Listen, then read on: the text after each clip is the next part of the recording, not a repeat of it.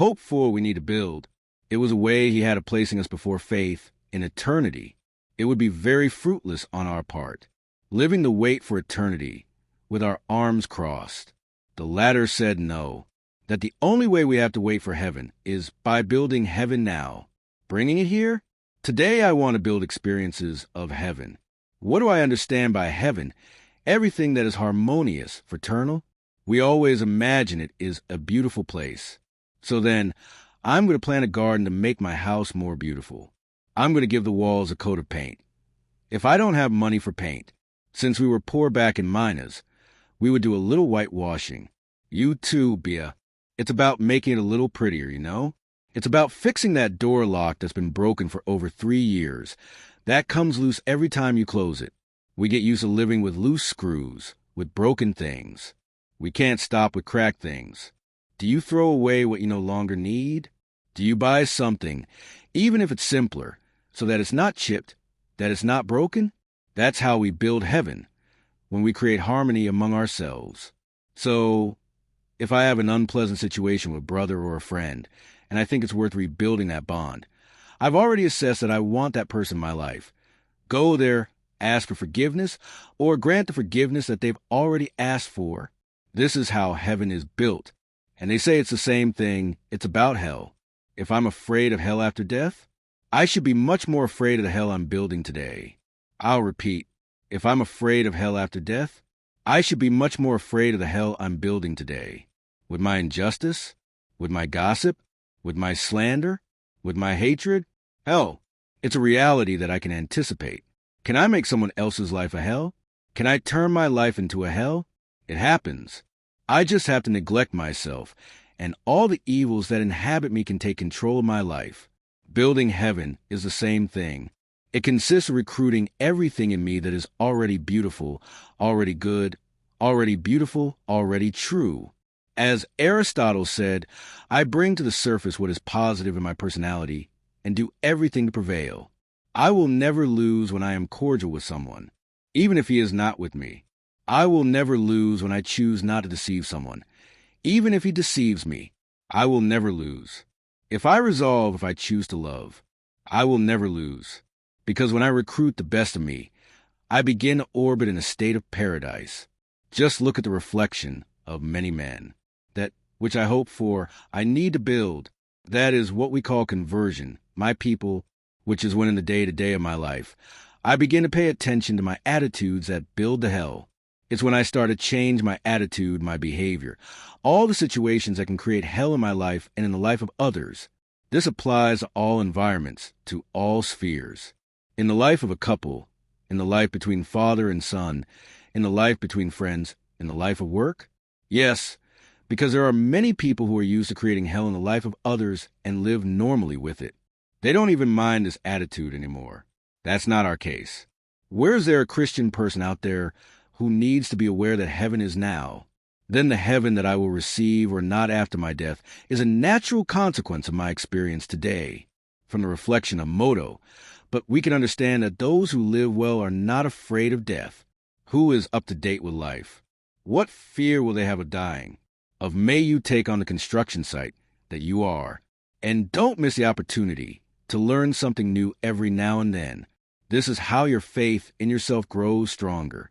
And you begin to believe in God in an even more beautiful way. When I was a theology student, I came into contact with a German theologian-philosopher named Multi-Imam. He had hell. It's a reality that I can anticipate. Can I make someone else's life a hell? Can I turn my life into a hell? It happens. I just have to neglect myself, and all the evils that inhabit me can take control of my life. Building heaven is the same thing. It consists of recruiting everything in me that is already beautiful, already good, already beautiful, already true. As Aristotle said, I bring to the surface what is positive in my personality and do everything to prevail. I will never lose when I am cordial with someone, even if he is not with me. I will never lose when I choose not to deceive someone, even if he deceives me. I will never lose. If I choose to love, I will never lose. Because when I recruit the best of me, I begin to orbit in a state of paradise. Just look at the reflection of many men. That which I hope for, I need to build. That is what we call conversion. My people, which is when in the day-to-day of my life, I begin to pay attention to my attitudes that build the hell. It's when I start to change my attitude, my behavior, all the situations that can create hell in my life and in the life of others. This applies to all environments, to all spheres.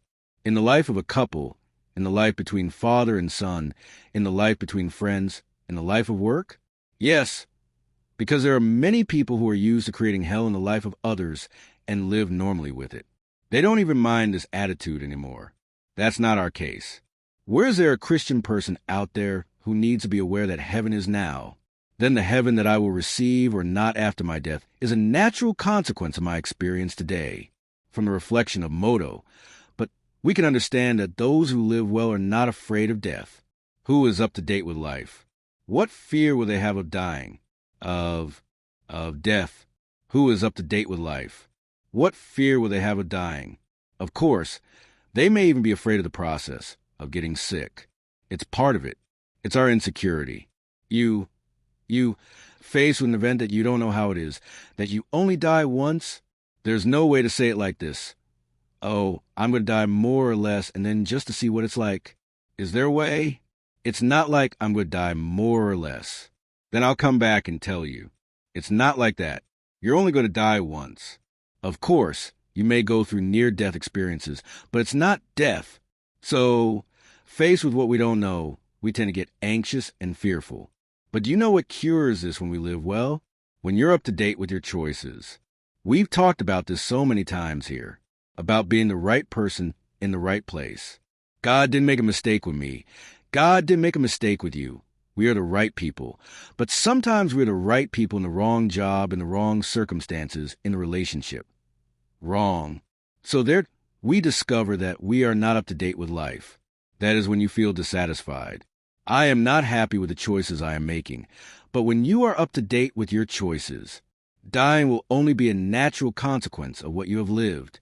And then, what will happen next, my people? It is hope. I cannot stay. Creating a lot of stories about eternity.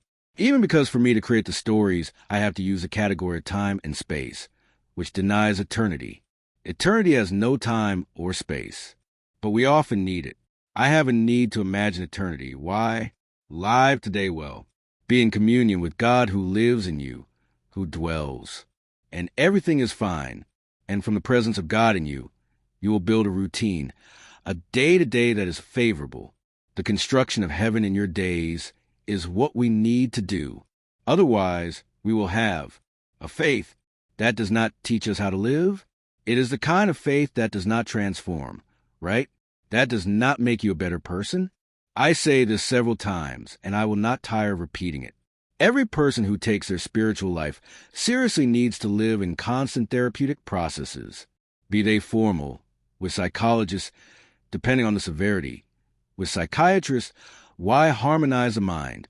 Because I can only be a spiritual person to the extent that I am a balanced person, because a person who works from the imbalance that is built from the imbalance until their spirituality will be sick. And I don't even call it spirituality, because I think spirituality is essentially beautiful.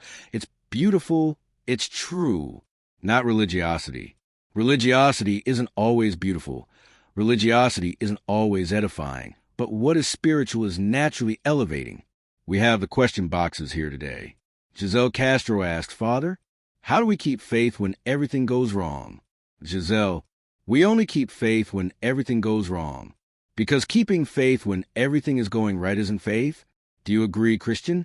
The challenge is precisely to believe when you don't have any sign. We have a habit, my people, of having a very materialistic faith, which is the one that we test all the time. Then God seems like a chess player who keeps moving the pieces on our board. And for many people, faith, it's having the ability to perceive God moving the pieces, not the other way around. Faith is when you don't see anything. It's when you have nothing in front of you, and yet you're still there, ready for life. It's that old story. Faith is when you really put your foot down, blood, knowing if you'll find ground. It's what we sang in the song today. Faith in life, faith in the human being, faith in what will come. Faith is very important in the elaboration of existence. That's why I need to have faith all the time. When I wake up in the morning, do I eat bread with butter? And it doesn't cross my mind that the baker might have poisoned the dough. I have faith in my hips. There you go. Now I said it. This isn't for neurotics. They don't go every morning. They'll stop and think. Could my bread be poisoned? No. If you are an emotionally healthy person, this will not happen. This is what we learn in the first classes, in the first lessons in philosophy. It is faith in the natural. Yes, you are much more moved by faith in the natural than by faith in the supernatural. When you get on a bus to take a trip, you have faith that the driver is qualified to make that trip. More than being qualified, do you have faith that he is not drunk? That he got enough sleep to make that trip during the night? Is it a faith meeting? When you stop at a diner in the middle of the road, are you also going to eat the lunch that is there? Without it, the possibility that the food is poison occurs. This is faith. Without it, the possibility that the food is poison occurs. This is faith. It is when you have the tools to live your day-to-day well. When I no longer have this natural faith, my life becomes hell. This is what we call unhealthy insecurity. When a person enters a context of unhealthy distrust, life becomes hell for them, because without natural faith, we are unable to articulate the hour routine. Will you be suspicious of everything? And it's so interesting because in psychology we learn this. Natural faith, which is not faith in God, is what I'm talking about. Faith in situations, in people. I sat in this armchair, and I have faith that it won't fall, it won't break. The articulation of natural faith is an anthropological element that is given to us by the people who took care of us. If you were raised with people who lead security, you will naturally experience this. Now, if you were subjected to a childhood where the whole time people insisted, or even didn't insist, it was theirs. They gave you insecurity all the time. You'll even have difficulty having faith in the natural. What are those chronic insecurities that we carry around with us throughout our lives? It's that person who has it. Are you afraid of everything? It's more common than you think. And these are people who need to go to therapy to heal their insecurities because they have repercussions. Everything you're going to do in life requires security. Then, when you enter the supernatural party, it gets even harder because natural faith will give you the conditions to see what you're believing. I see. I believe that Christian is thinking that I'm seeing. Now, when Christian says, "Father, can you trust me?" I'm not seeing that in him because it's inside him. The trust is what he told me that I can have in him. It's linked to the love he has for me, the brotherhood that we both have with each other. When someone says, "I love you," and you have trouble believing it, even if they give all the signs that they love you, it's because of natural insecurity. That was negligence in your upbringing. You grew up fragile, weakened by insecurity. That's when you need to believe in what is supernatural, right?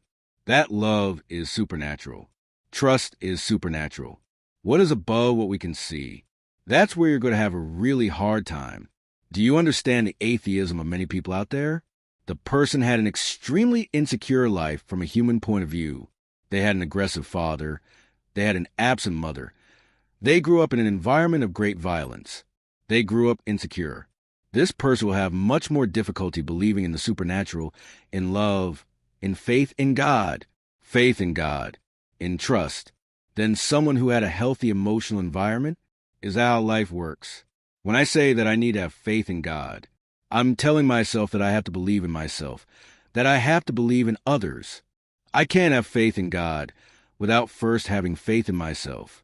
In fact, there are some misguided religious discourses that want to nullify faith in human beings. So I can only trust in God and be nice in theory. If you don't trust people in your day-to-day life, your life will be unbearable. There's no such thing. My trust is only in God. That doesn't exist. Even for me to trust God, I would need to have trusted someone before that. It's nice to say, but that doesn't apply to what we know about ourselves. It's a phrase that has a beautiful effect that makes it seem like the person is evolving from above, spiritually speaking, when in fact, they are anthropologically mistaken. The faith that I have in the absolute, in God, was built when I needed to take my first steps. And my mother extended her arms, and I knew that those arms were ready to support me in case I couldn't reach her. If my mother let me fall in the middle of the road, I might have registered, my mother is not a trustworthy person. Or when I was learning to ride a bike, which is funny, right? There are some lessons that mark us. I remember very well the afternoon that I learned to ride a bike. How important was that for my self-confidence? Because I looked at my friends riding their bikes and I thought, I'll never be able to do it. That I have that in me, my people. I'm not a very settled person, no. I'm always dealing with my insecurities. I'm not here to present myself as a ready person, no. I'm not a ready person. In the year 2025, I'll be a huge construction site. I often don't have a security I need to have. So I know that many of my insecurities are linked to my childhood, and many of my security. They're also linked to my childhood achievements. And I remember that riding a bike was a determining factor for me to start having more confidence in myself. And I remember it very well, my friends, my brother. Geraldo was the one who helped me ride a bike for the first time. He held on to the back of the bike, and he pretended to hold on from time to time. And I was already riding alone, and I just kept saying, "Don't let go, don't let go." And he said, "No, I'm not going to let go. Until you learn, I won't let go." Look how beautiful that is. Then suddenly I realized that the pedal was lighter, that I was more relaxed, and I looked back. There was no one holding me anymore, but there was someone smiling and applauding my achievement. If he had been holding me until today, I wouldn't have learned to ride, but he was pedagogical with me. He just said, "No, I'm not going to let go. I'm here with you." And I was already riding my bike alone. He stayed behind, talking as if he was holding the bike, because he knew that he was building my confidence, of course. He didn't know like I know today, like I'm telling you today. He knew instinctively. My brother needs me here now, giving him support to overcome this fear he has. He knew my fears. And today, I'm sure that I'll learn many things, because one day I learned to ride a bike. I can do many things, because one day I was able to ride a bike. What we achieved in the past is influencing us today, and what we failed to achieve in the past continues to influence us today, too, generating pessimism, sadness, and a victim spirit. May you take charge of the construction site that you are, and don't miss the opportunity to learn something new every now and then. This is how your faith in yourself grows stronger, and you begin to believe in God in an even more beautiful way. This about our lives, about our projects. The blessing of the Almighty God, Father, Son, and Holy Spirit. Amen. Faith in life, faith in man. What life? We can do more. Let's go and do what will become of it. Do what will become of it. Let's go and do it.